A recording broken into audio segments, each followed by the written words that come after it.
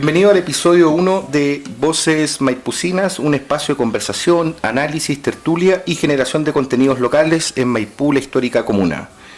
Voces Maipucinas, como es el primer episodio, el primer capítulo, lo vamos a explicar, es un proyecto para recuperar la tertulia, la conversación, que ha ido desapareciendo de las radios locales y presentarla a través de lavozdeMaipú.cl. Como es el primer episodio, quiero agradecer a Liz por todo su apoyo, a Felipe Moraga, que les es encargado comercial, y especialmente a Marlene Valladares, que está a cargo de la producción periodística, la cámara y todo lo demás.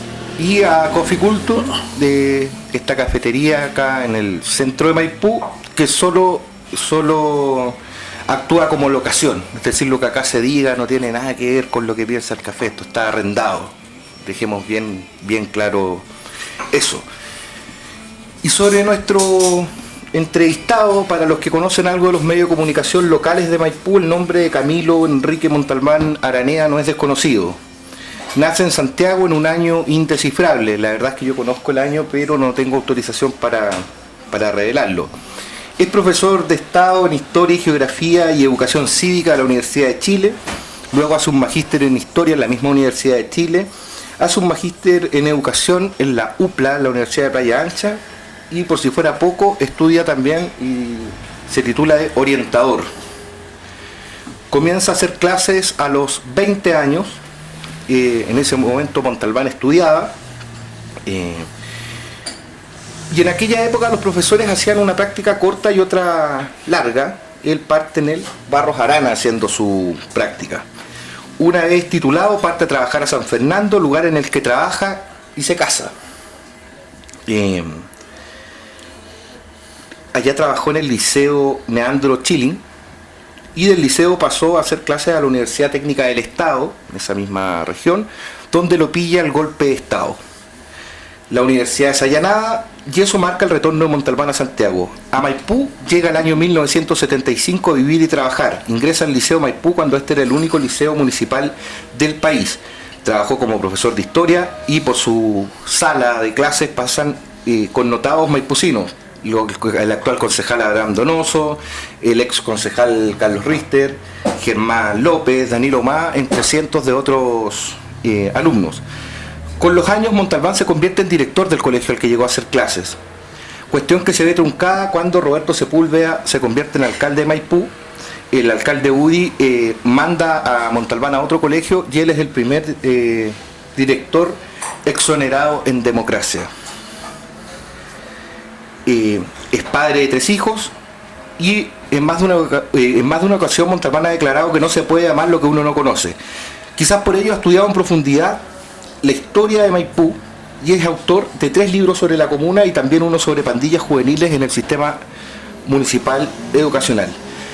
Tras salir del sistema educacional no se va para la casa, pues siempre ha sido un tipo inquieto que comprendió que la vida del profesor no comienza en la campana y termina en la sala de clases. Fue director de una radio comunal llamada Radio Migrador y luego Radio M, donde creó programas de conversación y debate político. Amante de la tertulia, conversador por excelencia y hoy autodenominado blogger. De él se dicen muchas cosas, que es culto, que sabe mucho y que no conoce la palabra humildad. Amado y odiado por partes iguales, Montalbán tiene a su haber años de circo y una biblioteca personal que sobrepasa los 2000 ejemplares. Con nosotros en este primer capítulo, el profesor Camilo Montalbán. ¿Cómo estás, Camilo? Muy bien, y escuchando embelesado el perfil que usted ha creado. Hay que hacer una observación. Yeah. Yo al Maipú Central llegué el año 75, pero antes vivía en el Maipú marginal, Las Rejas. Porque la reja era Maipú. Maipú llegaba a Las Rejas, era la gran comuna. Y agradecido de estar en este primer programa, cooperando con La Voz de Maipú, aunque es la competencia de Radio M.cl, pero aquí hay cooperación de medios locales, porque aquí lo que nos interesa es fortalecer la identidad de esta gran comuna, ¿cierto? Esta gran comuna ciudad, como dijo por ahí un alcalde que ahora es ministro. Sí, vos, Camilo, me acuerdo cuando tenías la radio, hacías el Péndulo, que era el programa de conversación por excelencia, donde tuve el honor de participar siendo siendo muy joven. Camilo, yo te quería preguntar, porque la idea es hablar un poco del Maipú en pasado, en presente y futuro. Entonces, que me contaras cómo era el Maipú al que tú llegas el año 75 o al Maipú en el que tú creces en La Reja. Claro, la comuna de Maipú tiene tres grandes etapas de mi punto de vista. Esto está escrito también en un ensayo. Maipú no fue fundada por O'Higgins, como sostiene por ahí peregrinamente el primer escritor que hizo un libro que se llama Historia de Maipú.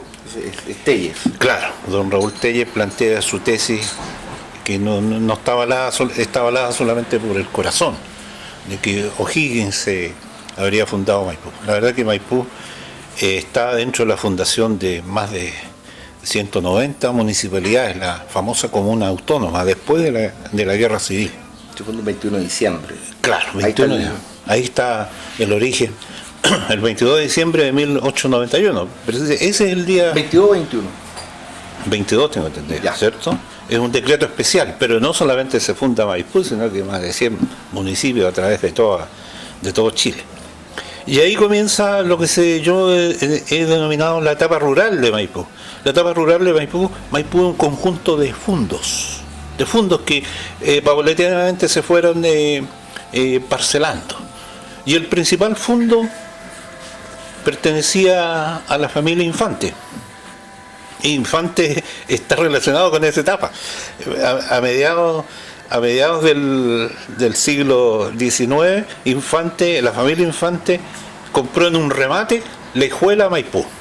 Lejuela Maipú corresponde a lo que está hoy en día el cruce y llega hasta la Rinconada.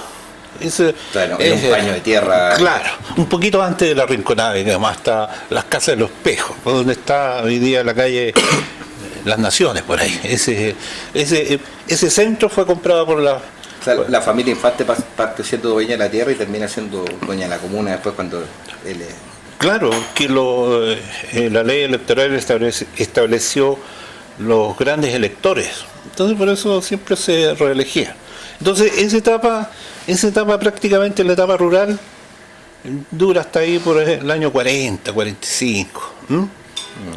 Y posteriormente el mismo municipio estableció granjerías tributarias, el agua potable, para que se instalaran industrias. ¿Y dónde se comenzaron a instalar industrias? Especialmente en lo que hoy en día es Camino a Melipilla. Cordón Cerrillo. Claro, lo que se denominó Cordón Cerrillo. Y esas industrias, ¿qué hicieron? Una política de integración social, construían poblaciones. Y de ahí viene el origen, ¿cierto?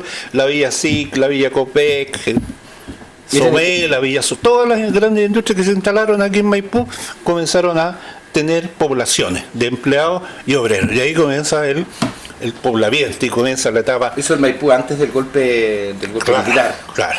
Que en el fondo la industria se hacía cargo de la casa al trabajador, pues le daba la posibilidad de comprar casa, tenían salud, tenían un montón de beneficios que hoy día...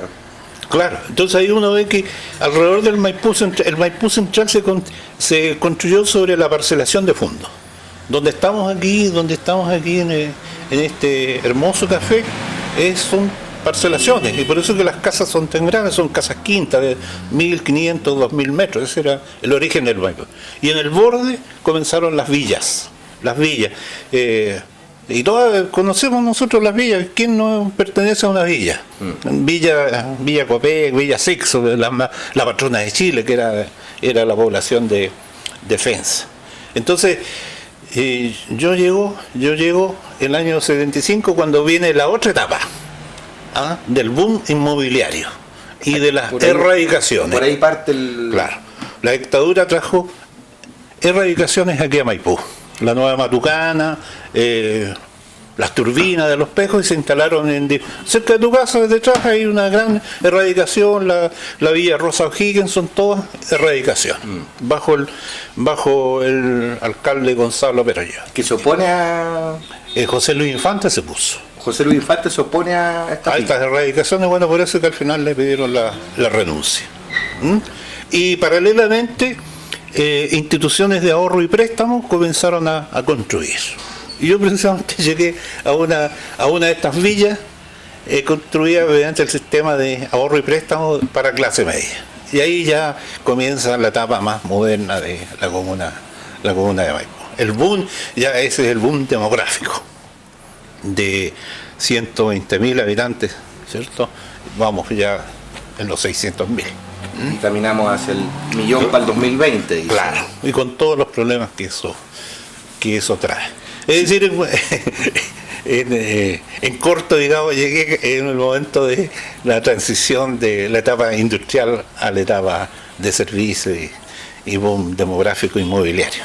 Sí, tú has estudiado mucho el tema sobre la historia de Maipú, y yo me he fijado que al otro lado de la cordillera los argentinos, pero de un botón de la camisa de San Martín, hacen un museo, le sacan mucho partido. Maipú como comuna le saca punta a la historia. Para nada. Anteayer pasé por la Piedra Hueras. La Piedra Hueras está en la caletera Américo Vespucio, en segunda transversal, y ya hay un pequeño basural a la entrada del parque. Un micro basural. Imagínate, es el principal héroe de Maipú, ¿no? Santiago Hueras, el Guaso Hueras, Santiago Hueras y Avari.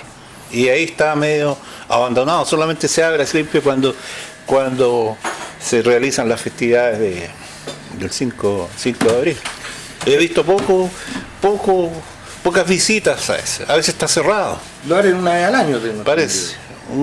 Una vez tuve la peregrina idea de proponerle a una autoridad, que voy a omitir su nombre, decir que ahí en Américo Vespucio debería haber por lo menos una señalética para que el automovilista que pasa por Américo Vespucio diga: mira, aquí está, aquí murió Huera. Pero no te hizo caso Undurraga. No. La verdad es que hay poco interés, y a veces pero lo anotó en un papelito. Hay desconocimiento de eso, no le interesa ahí. Y hay una serie de cosas que no les llama la atención. En Europa Vicuña Maquena lo decía, porque Vicuña Maquena vino a ver cómo estaba abandonado. Vino aquí a las tierras de Maipú y vio que el templo votivo, lo que no era templo votivo, sino que era una iglesia, unas paredes, lo que hoy en día es la ruina. Claro, las ruinas, ¿cierto? Y decía, esta es la promesa de nuestro libertador, mira cómo está. No se construía. Vino por ahí por el año 1870, a hacer un vistazo de aquí. En Maipú hay mucha gente que habla de historia, y habla de historia al voleo, sin ir más lejos. Yo leí el otro día que estaban llamando a hacer una marcha por el pimiento de la plaza Maipú, que está ahí encerrado en el McDonald's, porque decían que el pimiento es milenario, que O'Higgins amarró el caballo, otros se aventuran un poco más, incluso dicen que San Martín orinó ahí. Es uno de los tantos mitos construidos a veces y avalados por algunas autoridades. Hay una calle, Pajaritos y Portales, y dice ahí la señalética Diego Portales, y eso fue un alcalde que se ocurrió, Diego Portales, porque era mirador de Portales y le colocó Diego Portales. Y la verdad que esa calle se llamaba Los Portales, y se llamaba así porque ahí estaban los portales para la entrada del Fondo Maipú, que era José Luis Infante. Entonces él muy picho le colocó. Y otro alcalde también se avaló un invento de los maipucitos, del pimiento histórico. Incluso mandó a colocar una placa y solicitó al Consejo de Monumentos Nacionales que fuera declarado Monumentos Nacionales ese pimiento. Por supuesto que no hubo ninguna respuesta porque no está avalado. Es joven el pimiento. Fue plantado por el abuelo de Guido Valenzuela. Guido Valenzuela es un escritor maipucino escritor de las cosas pequeñas, cotidianas de Maipú, que se llama Brochazo y Pincelada de un maipucino antiguo, que tiene dos relatos cortitos, pero muy interesantes. Él mismo entonces lo plantó mi bisabuelo plantó ese monumento. Y además no tiene ningún aval histórico del pimiento, porque los llanos de Maipú en aquella época era un arenal y solamente florecía o se desarrollaba lo que se llama el guañil. El guañil es un arbusto pequeño. El guañil sirvió de combustible para las fogatas cuando estaban acampados los ejércitos, que se estuvieron como 2 días antes. O sea, esto era una especie de peladero cuando se peladero. ¿Y por qué la batalla de Maipú se da en Maipú? Porque don Mariano Osorio se desvió. Por un error. Claro, por una idea mala, digamos, un plan estratégico urdido. Ellos quisieron atacar a Santiago por la retaguardia y cubrir una posible derrota para escapar a Valparaíso. Por eso que ellos, después de Cancha Rayada, 18 de marzo por ahí, 18 y 19 de marzo, que fue prácticamente una derrota del Ejército Unido de los Andes, huye en dispersión el ejército hacia Santiago, se repliega y comienza a avanzar el ejército de Mariano Osorio. Estamos hablando de 18 y 19 de marzo. Y esto fue el 5 de abril, claro, cerca de Talca. Entonces comienza a avanzar y se va deteniendo, se va acampando, que fue muy criticado por la Junta de Generales, porque ellos hacen una Junta de Generales. Sobre todo Ordóñez quería avanzar rápidamente. Y cerca de Huin se desvió. Diría alguien, se desvió hacia su izquierda. Y se llegó al río Maipo y lo atravesó por Lonquén. Ahí hay un puente, ahí en Lonquén. ¿Todavía? Sí, es un puente ferroviario. Un puente ferroviario y de vehículos. Aquí con bandera se hace, es bien digamos, pintoresco. Eso se llama el vado de Lonquén, que es una parte baja del río Maipo. Por ahí pasa y se detiene en Calera de Tango. Y ahí se alojó en la casa de la hacienda de los jesuitas. Y de ahí cruza hacia Los Espejos, hacia las casas de Los Espejos. ¿Ya? Es lo que hoy en día sería Padre Hurtado, zona poniente, hasta la casa de Los Espejos. ¿Dónde están las casas de Los Espejos? Ahí no estoy señalando aquí porque sí, justo estamos claro, en diagonal hacia allá. Está la Casa de la Cultura ahí, la llamada Casa de la Cultura ahí. O sea, cuando se habla de Los Espejos, ¿es ese Los Espejos? Claro. Y no como dice Paradiste, que está tan de moda. De Los Espejos, claro, donde está la comuna de Los Espejos. Claro, lo que pasa es que la hacienda de Los Espejos abarca desde el borde del río Maipo hasta la Rinconada, son 20.000 cuadras. 20.000 cuadras. Y la parte central es la parte seca. No hay agua. Y por eso no hay pueblos de indios. Voy a contar una anécdota. El ex diputado Álvaro Escobar una vez me llamó preguntándome cuál era el nombre mapudungún del Cerro de los Pajaritos. Le dije, no hay. ¿Pero cómo? No tiene, sino no hubo pueblo de indios aquí en este sector central de la hacienda de Los Espejos. ¿Y por qué no hubo? Porque no había agua. No estaba la canalización del mar. El agua estaba en el Mapocho de Rinconada de Los Espejos hacia allá y estaba en las cercanías del Maipo. Y lo que de repente cantan los maipucinos, que había un chichero aquí, los maipucitos, que había un chichero, ese chichero pertenecía al sector del borde del río Maipo, no a lo que hoy en día es Maipú. La parte verde está en el borde del Maipo y en el borde del Mapocho. En el centro era prácticamente un arenal, tierra volcánica y guañil. Y bueno, espérate, y por eso se dio el campo de batalla aquí, porque era una planicie. Para allá iban. Claro.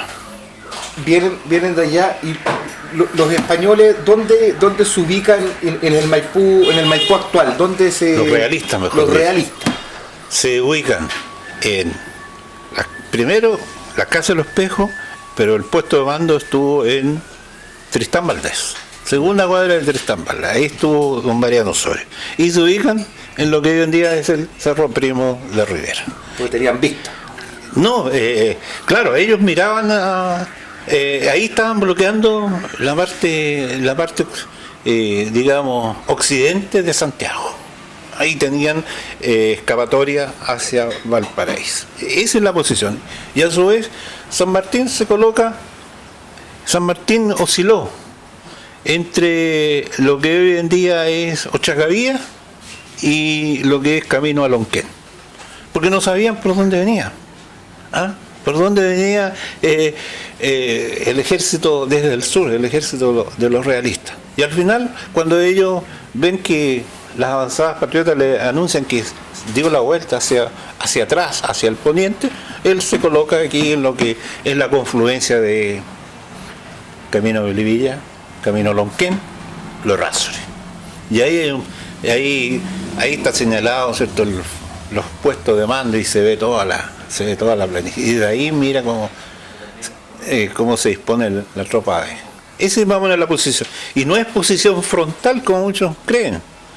Es una posición diagonal, porque San Martín ejerció la táctica oblicua, se llama, tangencial.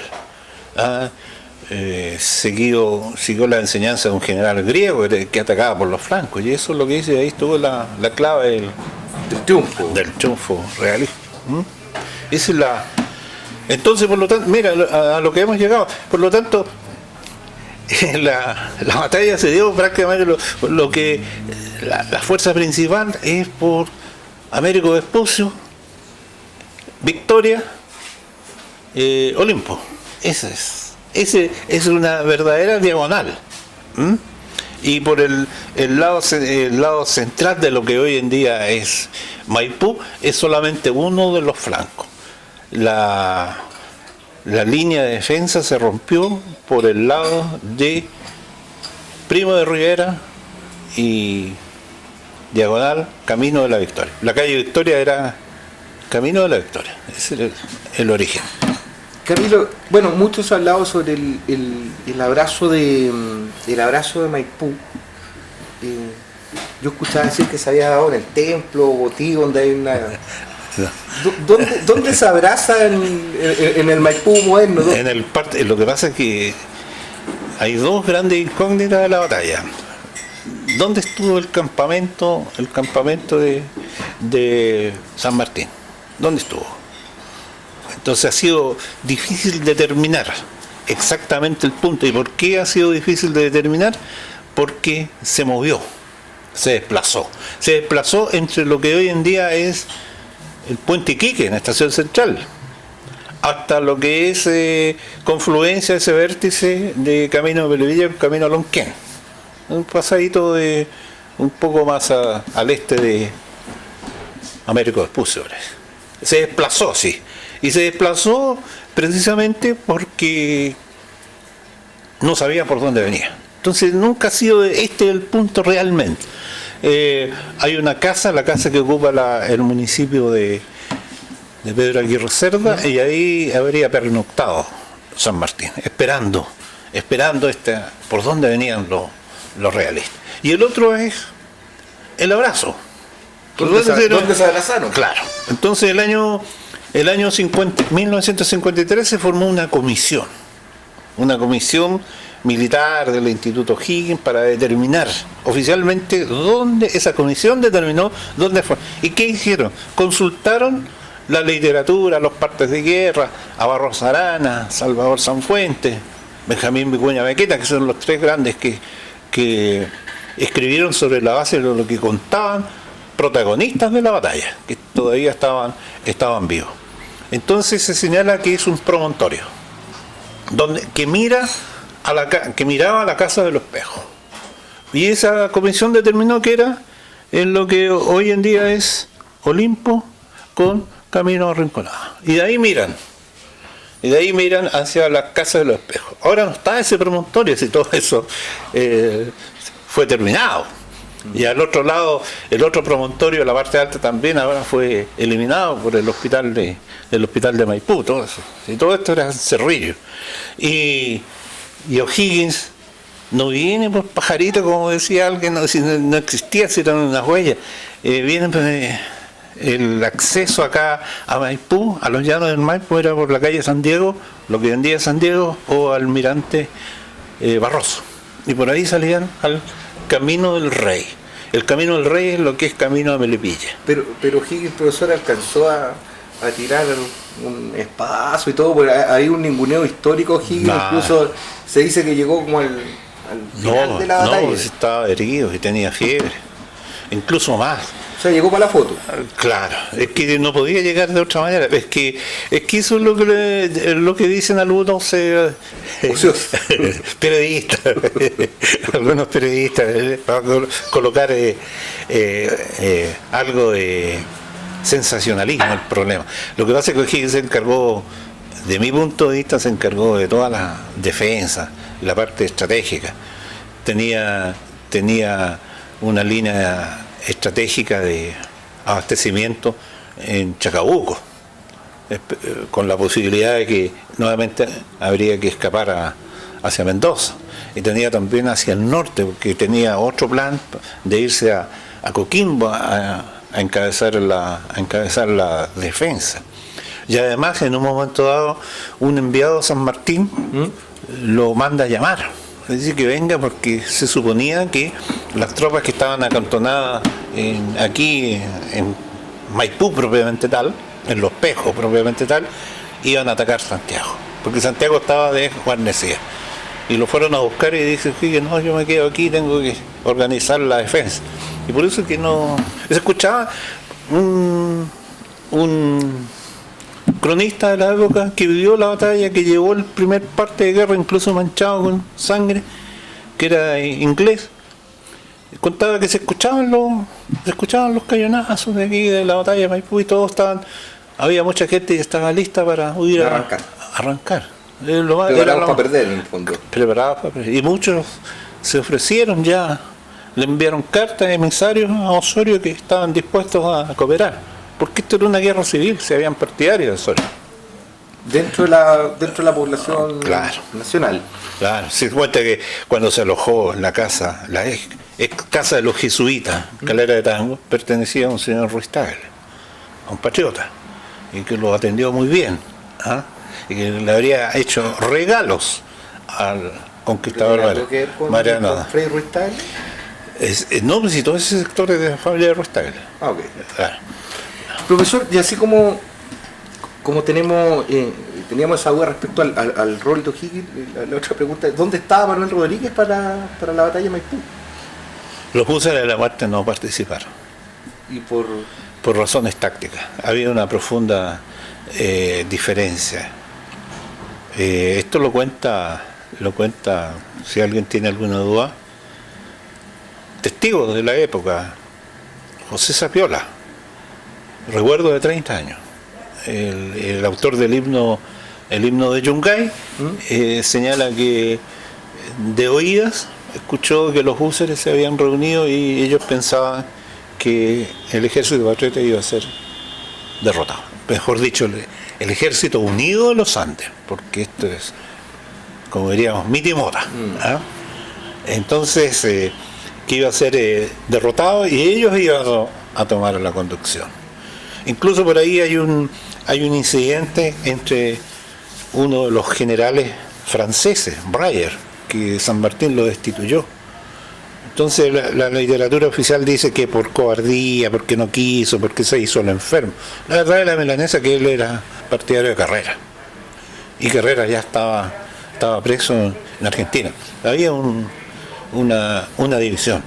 Entonces no participó tácticamente, digamos. Tácticamente no. Se restó por voluntad de ellos, ¿cierto? Esa es la. No aparecen por lo menos en el Ejército Unido de los Andes los húsares de la mar, no está en. Aunque él tenía el cargo de auditor de guerra, don Manuel Rodríguez. Camilo, y saltando ya el pasado al presente, ¿cómo ves el Maipú de hoy? El de 2015. No, es una ciudad llena de problemas producto de su propio desarrollo. O sea, justo con el crecimiento y convertirse en una gran ciudad, empezó a tener los grandes problemas que tienen las grandes El problema creo que no se aborda con criterio de gestión que vaya más allá de los 4 años. De los 4 años. No hay una mirada. Una mirada, porque vemos, ¿cierto? Aquí escuchamos, ¿no? La gestión de tránsito. Las calles se hicieron chicas, deterioradas muchas veces.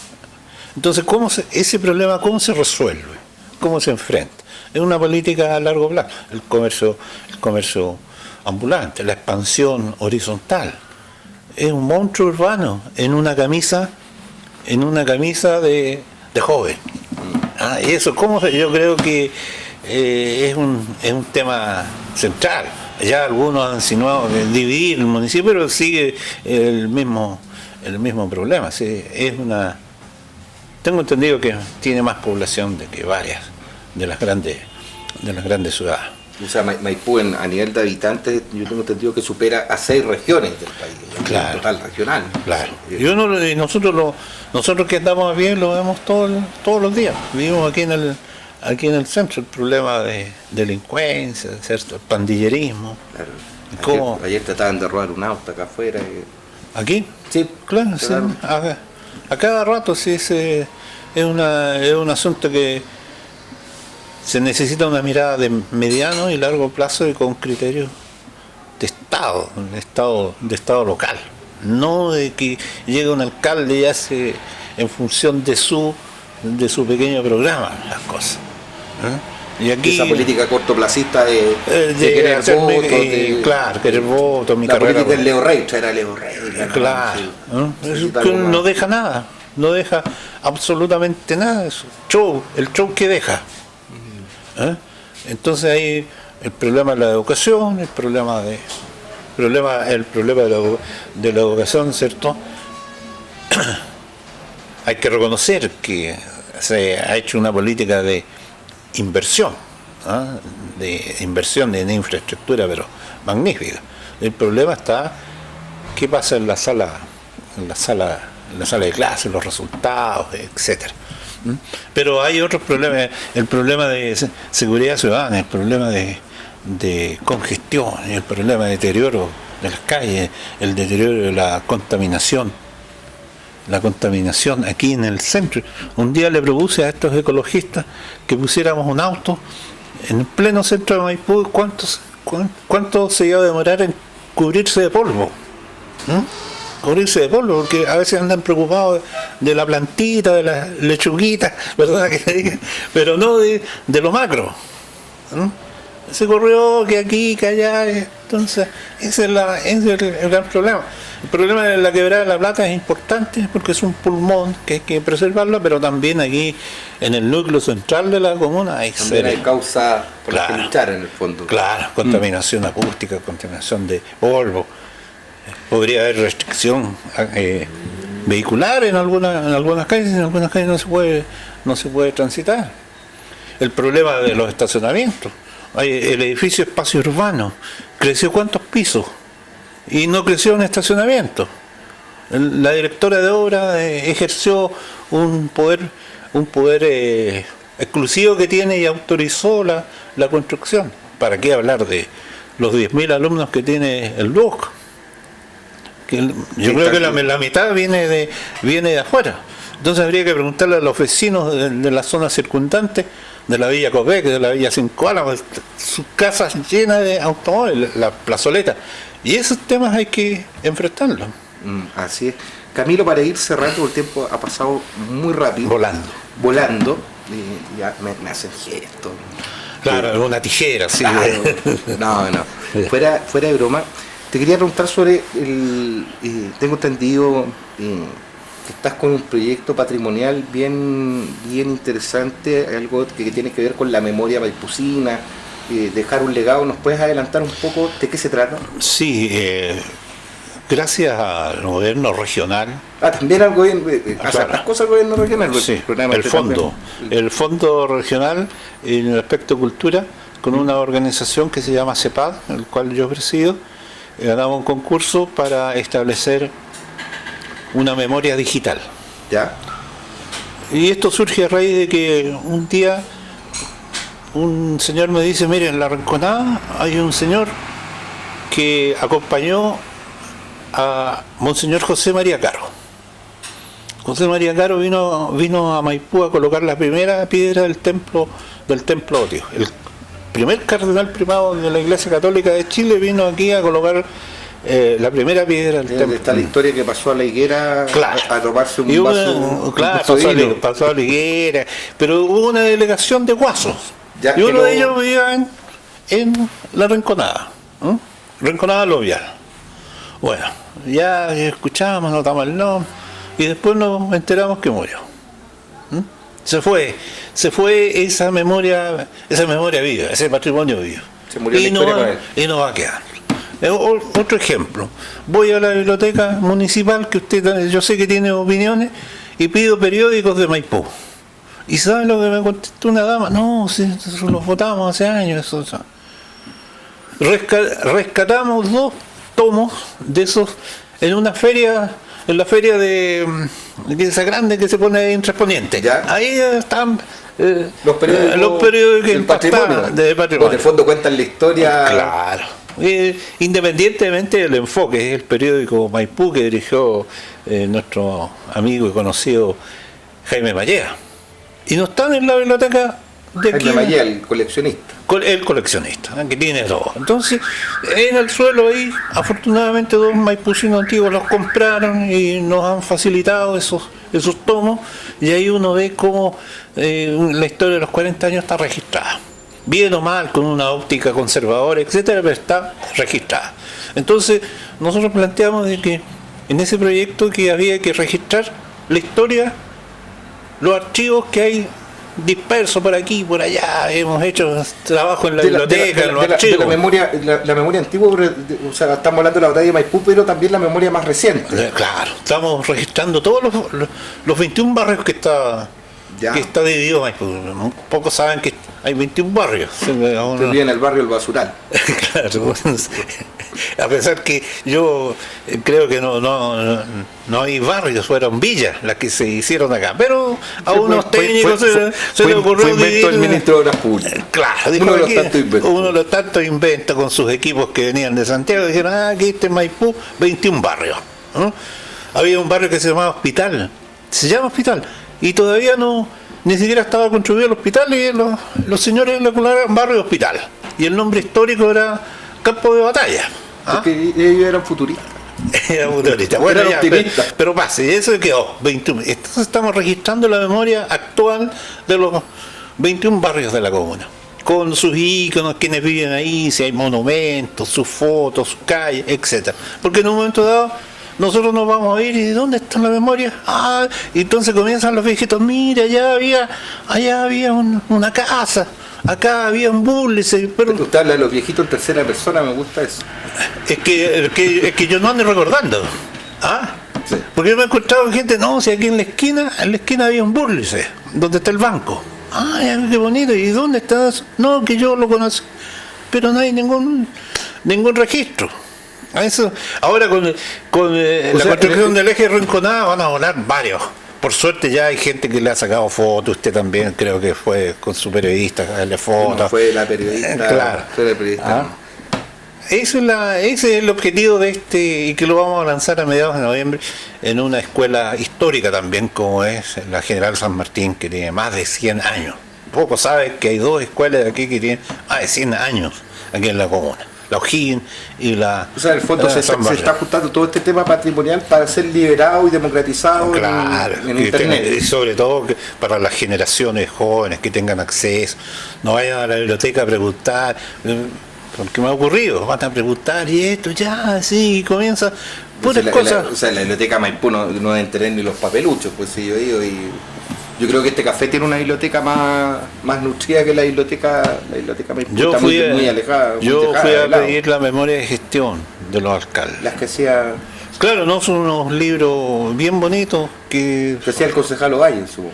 Claro, el concejal Vitro, también redacto. Y no están. Afortunadamente yo con ese afán de coleccionar se las llevo para la casa.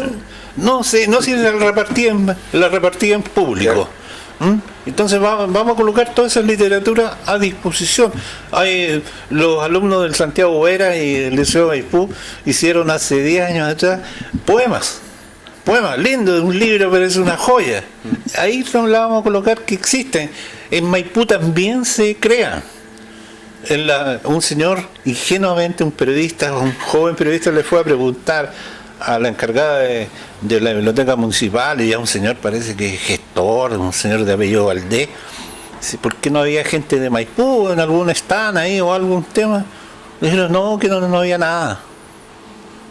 No sé. Sí, yo algo escuché, de hecho en esa feria del libro me encontré el último día con un colega suyo que es profesor joven, que se llama Ricardo Sánchez Orfo, que me contó que él hace un mes atrás había lanzado su libro Kickboxing, una novela que escribió, lo lanzó en la CUT.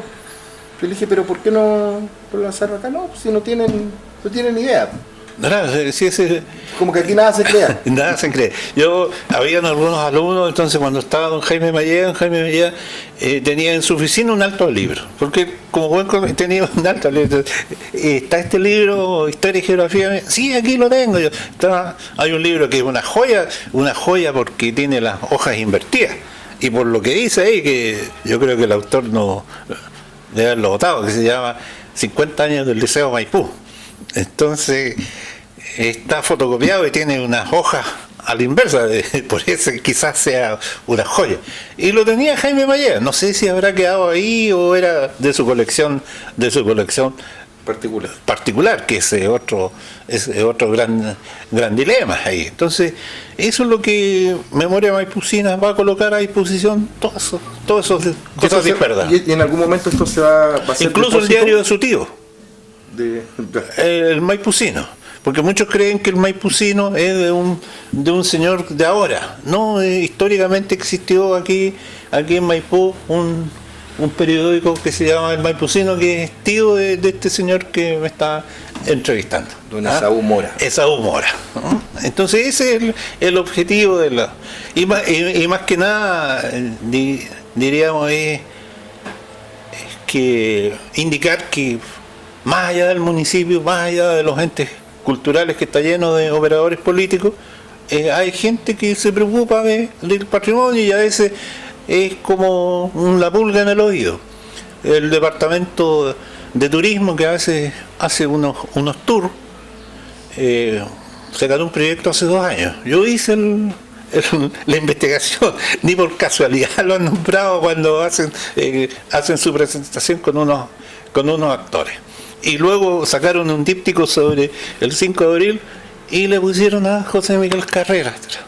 Yo decía, ¿pero qué tendrá que ver José Miguel Carrera con la batalla de Maipú? Si José Miguel Carrera lamentablemente estaba preso en Argentina cuando ocurrió esto. Entonces hay una confusión, desinformación, no sé. Eso es lo que, pero es conveniente conversar esto para las nuevas generaciones, ¿no? Existe algo más allá del recatón, de todo eso, del grafiti, del tag. También existe identidad, pero eso también hay que cultivarlo. Ese es el objetivo. Por eso vamos a invitar también a profesores de historia del sistema municipal, que hay muchos interesados. Hay un profesor en la San Luis que sacó una historia para niños. El director del periódico La Batalla, que es competencia nuestra, sacó también un cuento de la batalla de Maipú para niños. Sí, lo vi en su... Claro, entonces todas esas iniciativas hay que conservarlas, porque no se pierden. Se pierden en el tiempo. Se pierden en el tiempo, después llega una persona nueva y dice, esto también existía.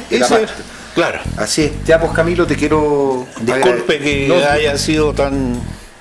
lato en la YouTube todo lo aguanta. No, le solicito que lo tijerete, por favor, que lo edite. No quiero más trabajo. Ya por Camilo, estuvimos con Camilo Montalbán, director de radiom.cl, blog, que lo invitamos a leer, y a la voz de Maipú.cl también. Y de esta manera terminamos nuestro primer episodio de Voces Maipucinas, y continuamos en otra oportunidad con Freddy Campuzano. Nos vemos. tú me vas a responderme a mí. Yo te voy a preguntarte a ti, tú me vas a responderme a mí. Walk on a